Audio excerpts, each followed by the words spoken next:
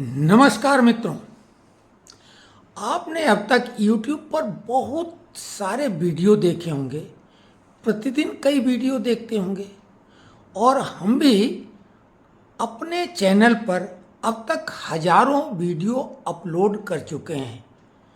लेकिन आज ये वीडियो बनाते समय हमको एक जो आनंद की अनुभूति हो रही है उसका वर्णन हम शब्दों में नहीं कर पाएंगे। आगे आप इस वीडियो को देखने के बाद हो सकता है स्वयं आनंदित हो जाएं। और ये आनंद है इस बात को लेकर कि भविष्य में कुछ अद्भुत, सकारात्मक, सुनहरा और वाकई में सबके लिए बेहतर अवसर प्रदान करने वाला होगा। और ये आशा की किरण जागृत हुई है माता सीता के जन्म स्थान से। आप सभी को मालूम है कि माता सीता जी का प्रकटीकरण जहाँ हुआ था वो कहलाता है नेपाल। और नेपाल में वर्तमान में जो प्रधानमंत्री बने हैं जेनजी आंदोलन के बाद, वो दुनिया के सबसे ज़्यादा युवा प्रधानमंत्री हैं। उनसे पहले केवल फिनलैंड की जो प्रधानमंत्री बनी थी उनकी उम्र 34 साल थी, सना मरीन। और बेनजीर भुट्टो भी 35 साल की उम्र में प्रधानमंत्री पाकिस्तान की बनी थी। और अब 35 साल की ही उम्र में बालेंद्र शाह नेपाल के प्रधानमंत्री बन गए हैं। बात युवा, प्रौढ़ या वृद्ध की नहीं है, बात है जैन जी के उन जज्बातों की, उन उम्मीदों की, उन आशाओं की जिससे वो आंदोलित होते हैं। नेपाल में भी जो जेनजी का आंदोलन हुआ था और उस आंदोलन के बाद बालेंद्र शाह का नाम भी प्रधानमंत्री की रेस में था, लेकिन उन्होंने मना कर दिया कि नहीं, हम नहीं बनेंगे। और उन्होंने सुशीला जी के नाम पर सहमति व्यक्त कर दी थी। और वो प्रधानमंत्री कब बने? हालांकि वो मेयर थे, मेयर के जो उनके कार्य रहे वो इतने सराहनीय थे। हालांकि वो वास्तविक जीवन में सुरीले व्यक्ति हैं, वो रैपर, सिंगर रहे हैं, संगीत से नाता रहा है, लेकिन उससे पहले वो इंजीनियर रहे हैं, एक पढ़े लिखे व्यक्ति। और उन्होंने प्रधानमंत्री की शपथ लेते ही जो कार्य करने का अपना मंसूबा जाहिर किया, वो केवल नेपाल में ही बदलाव नहीं लाएगा। अगर उसमें वो 25% सफल हो जाते हैं, 100% छोड़ो, उनका 100 सूत्रीय कार्यक्रम है, लेकिन उसमें से अगर वो 25% सफलता पा लेते हैं तो ये दुनिया की पूरी राजनीति को हिला देगी और राजनीति में बदलाव आएगा ही। यहाँ तो फिल्मों की चर्चा होती, फिल्म नायक की। अनिल कपूर एक दिन के लिए मुख्यमंत्री बने थे और उन्होंने जो नाटकबाजी की वो बात अलग, लेकिन उसी पर एक IITN यानी इंजीनियर केजरीवाल ने उसका लाभ उठाया और वही स्वांग रचा। लेकिन वो ठीक उलट साबित हुए। आए तो थे गंदगी साफ करने, लेकिन इतनी गंदगी वो उन्होंने बिखेरी कि राजनीति को गटर बना दिया उन्होंने। और तमाम भविष्य की उम्मीदें खत्म होती नजर आईं। लेकिन बालेंद्र शाह ने आते ही जो 100 सूत्रीय कार्यक्रम बनाया, तो जो सबसे प्रमुख बात थी कि उन्होंने नकेल कसी राजनीतिज्ञों पर, अधिकारियों पर, सरकारी कर्मचारियों पर। और आपको मालूम ही है कि मनुष्य पशु से मनुष्य कैसे बनता है।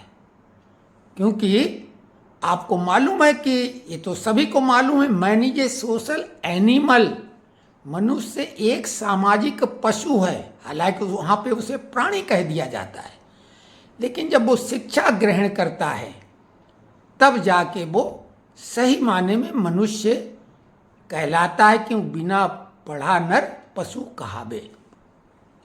सबसे पहले उन्होंने क्या कहा कि मंत्री संतरी जो भी सरकारी अधिकारी कर्मचारी हैं, उसमें मंत्री और नेता भी शामिल हैं, चाहे पक्ष के हों या प्रतिपक्ष के। जो राजनीति कर रहा है, चुनाव जीत गया है, उसको अपने बच्चों को सरकारी स्कूल में ही पढ़ाना पड़ेगा। नहीं तो छोड़ो, मंत्री पद छोड़ो, नेतागिरी छोड़ो, सरकारी नौकरी छोड़ो, फिर आपकी मर्जी। लेकिन अगर आप सरकारी पदों की शोभा बढ़ा रहे हैं तो अपने बच्चों की शिक्षा दीक्षा सरकारी स्कूलों में करानी पड़ेगी। सही मायने में इससे बड़ा क्रांतिकारी कदम किसी भी देश ने उठाया तो छोड़ दो, सोचा भी नहीं, क्योंकि शिक्षा ही तो मूल है।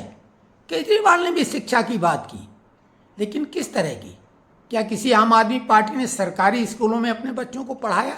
नहीं ना।